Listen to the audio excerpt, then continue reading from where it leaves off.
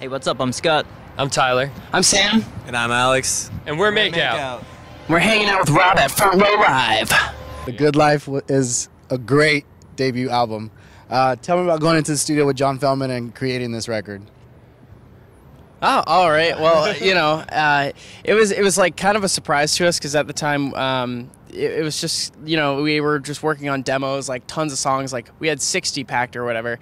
So we had like John really hooked with like 2 or 3 of them, and the whole process was just like we used none of the songs we had prepared or whatever. We just kind of like wrote all new ones, and the whole time it was like go, go, go. Look how much could we push ourselves or whatever. So, and eventually we just kind of like came up with the whole concept of like encompassing like, you know, like the full spectrum of human emotion or whatever in it. So it was just like, and yeah, and that's the good life, which is, it's kind of ironic sometimes in the record and sometimes it's true. So I don't know. It's just the good life. Yeah. You know? Yeah. Like listening to it, how you mentioned ironic, listening to it, like I feel like there's a lot of songs that you got really vulnerable in them. What was that like going into the studio to put those out to the public? Like I'm sure that's something that's super hard to do.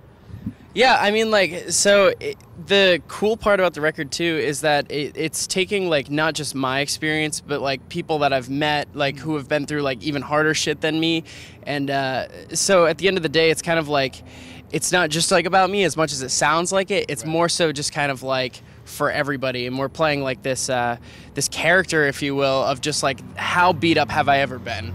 You know what I mean? Like how like in the other people around me, and how can we like show the lowest of the low, not just on like my perspective, but just like, oh, like I got so cheated on and like she was this bad, you know, like how bad though? And we just kind of set the bar like to an extreme so that it could really details, yeah, exactly. Yeah. So it's cool. It's really cool. Now, when you guys announced the album, you guys also said that like 2 years ago you met John Feldmann and he changed your lives.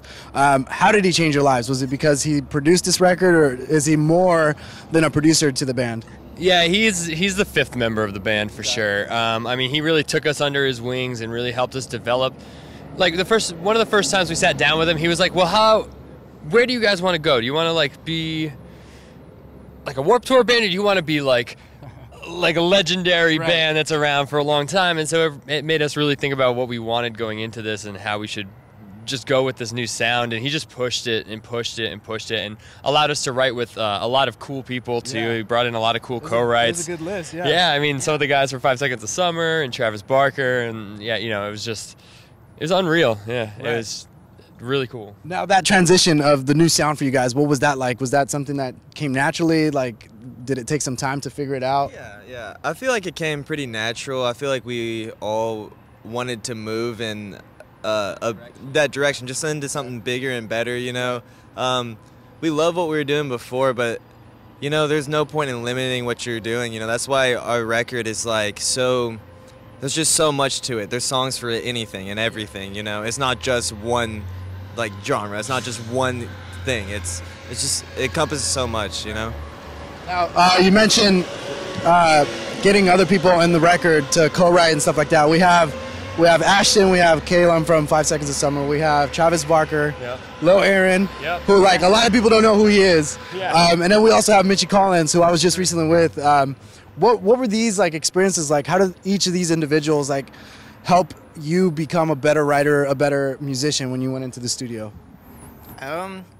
Well, for a little bit of it, I wasn't even around. Like for the 5 Sauce and the Mitchie Collins part, I wasn't even there. But you know, going to the studio with someone like Travis Barker, like I played drums, I've looked up to him my whole life, through my whole music career. Right. And it just really shows you a different side. Like he came into the studio and was like trying to help me with like writing different parts, and showed me how kind of like got an insight into how his mind like works when he hears a certain part of the thing, and like opens you up to a different way to like thinking about music and how to interpret different things and put your ideas out there for the better, really. Yeah. What about like in the writing sense? Like, how did that work?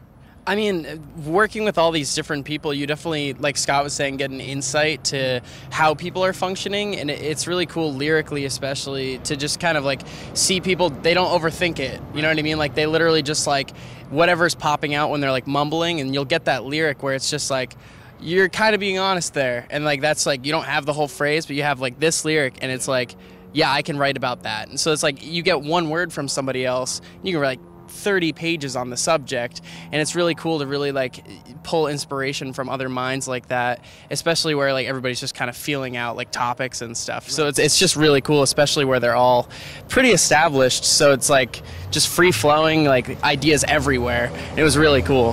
Did that intimidate you guys at all, the fact that these artists are established and you guys are in the studio with them creating your album? Not really. Help us. Yeah. So it's like, yeah, it's just like super cool. It's definitely like exciting, if anything, more than nerve-wracking. And none of them walked in with like a big head or anything. They're just like, hey, you know, like, I'm Ashton. Like, nice to meet you. Like, it's just like so casual. And I mean, everybody, we're all just people, you know, like, and they're willing to help out, so it's cool. Now, we were talking about it earlier, like how I'm kind of going through that transition of name change as well. Yeah. But it's like I feel like now, because of bands like 5 Seconds of Summer, or because like how John Feldmann mentioned it, you either want to be a Warped Tour band or, you know, an established band. I feel like it's bringing the attention of pop punk to a lot of like new audience that wouldn't have heard it before. And I feel like that's like, it's a good time to be switching the name and switching the you know, the music that you guys are doing, because it's like more people are actually listening to pop punk. Yeah, for sure. Like that, it's definitely like a good time for it. At least we feel that way. And there are tons of bands kind of like killing it right now. Like especially like Neck Deep's newest album is kind of similar to what we're trying to accomplish right now with like a pop rock type thing, as well as some pop punk in between. So I mean, I really feel like we kind of like are capturing the time frame for it really well. So it should be good. So when you guys were in the studio with John Feldmann, how did he challenge you guys? I know it's not the first time you've been in the studio. I know it's not the first like producer you guys have worked with. But what did he do that got you guys uncomfortable, got you guys to like try something new? Feldman is just the there are no words to describe Feldman. John he's awesome. He's so eccentric, he's crazy, he's cool. It's so hard to explain him. He's like so all over the place. He pushes very, very hard. You have to go in there knowing you're gonna get rode. Like, he's gonna do everything, you know? He's gonna make sure that he gets the best out of you, which is cool, you know? And he's just different, and it's really cool to have the opportunity to work with someone that, like, I don't know, his mind works way different. Right. It's hard to explain. Yeah. What about like your instruments? Like, did you do anything different this time around? I mean, he was just like, he was just always do it again, do something new. It was never right. It was just and you know, and you never knew.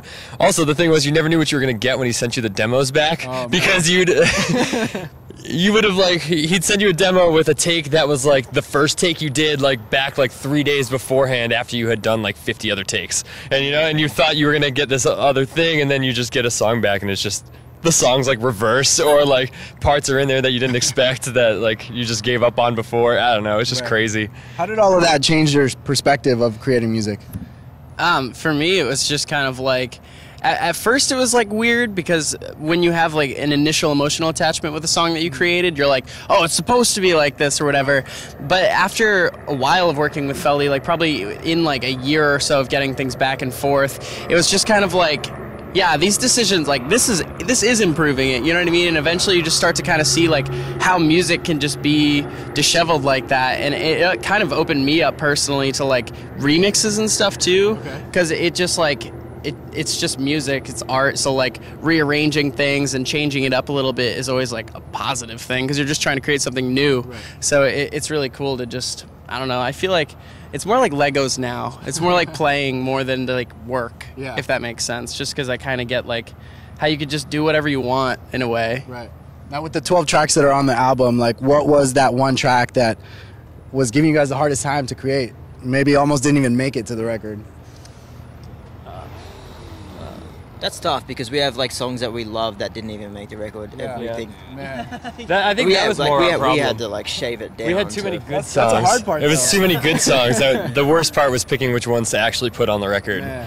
So what made them good songs? Is it because you guys have grown up, matured with your writing? Is it because of the people that were involved?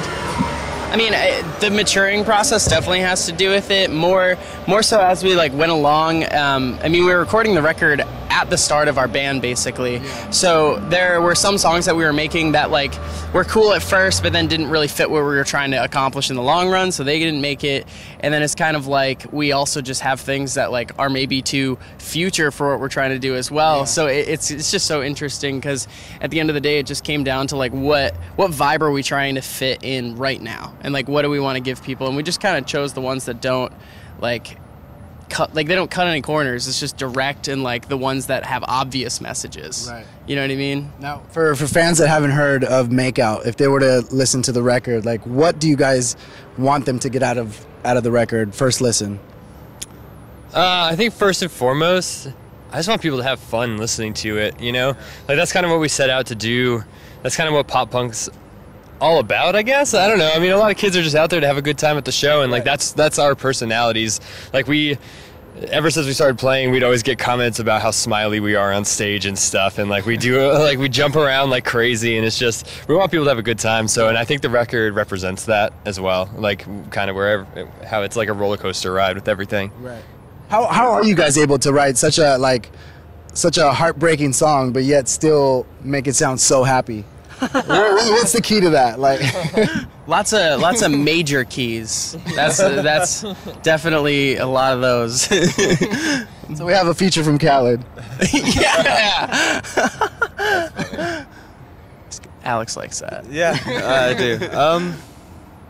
I don't know, I think you explained it well. Yeah, I mean, well, so like which song in particular, like? Well, just I mean, in general. Well, right now I'm pointing out Lisa. Like you're, you know, like you're talking so down on someone, but it's like it's such a like it's a fun song. Like I'm ready to dance and do whatever with it. You know. Yeah, I mean, Lisa is definitely like unique in that aspect, because it like who's talking about like fuck, I'm getting so derailed. Okay, well, either way, like Lisa, it's like, it was Tyler. So like the fun thing, like how we're about fun. So like making something where it's like shitty that you're in a relationship or whatever, trying to make it work with this person that just doesn't work well with you, and just turning that into this like hilarious concept where like we're just like, I hate you, Lisa, like you know what I mean, just being whiny and like over the top with it makes it so that it's just exaggerated emotion, makes it fun, makes it just like it's supposed to be ridiculous, you know what I mean? So I think that's really what does it, is just the over the top ness of that song in general, especially in the lyrics. And I like that you guys added stuff like that, like that extra commentary to like the lyrics, just because it's, when growing up, like I would listen to like Brand New or Newfound Glory or Taking Back Sunday, and they would always have some kind of either like a scene from a movie or something like that. Exactly. So it's kind of nice that you guys kind of brought that on the record. Yeah. That part was like really cool too, because I had done like little bits of that before, but John really pushes it to like just do something. Like I don't care what it is, just do something. Like sneeze, like no time to think, just do it. And like I don't know if anybody else really does stuff like that, but like it works. It's sick. It just creates like a real life energy. It's cool. Right. What's next for you guys? The record's out now. Any plans for some shows? Any touring coming up? Like what's going on? We don't have anything we can talk about just yet, but we'll be on tour. Next year will be a busy year for us, so we'll be around. And with that experience in the studio with those 5 different artists, like was there one that really stuck out to you guys the most? That you guys learned the most?